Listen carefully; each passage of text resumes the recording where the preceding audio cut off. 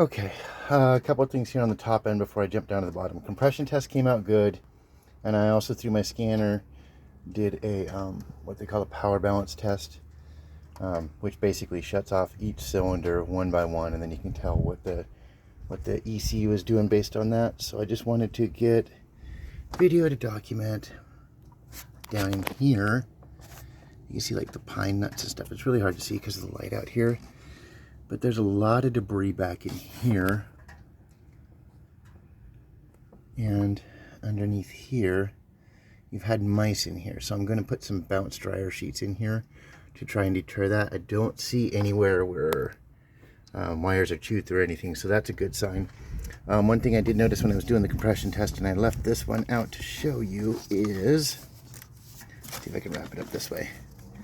So when I pulled the spark plug wire out, you can kind of see how it's wet here, and that's oil. It was on my fingers. If you look right there on that hole, you can see fresh oil.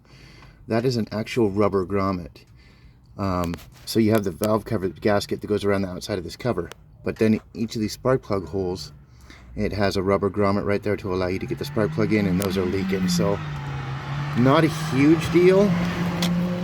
Not a huge deal. I would just say be on top of checking your oil until you can get it fixed. Doesn't seem to be major. I'm going to get underneath here in a minute and look and see if there's any signs of leaking down below, like if it's coming down the valve cover or if it's just staying right there. But it looks really good here. I'm going to wait for it to cool down and check your coolant level, because I had to get it warm to do the compression test. So once it cools down, I'm going to check all your fluid levels, and then I'm going to get it up in the air and do a look underneath. So probably about a half an hour for this to cool down, and then I'll get back and take some other video.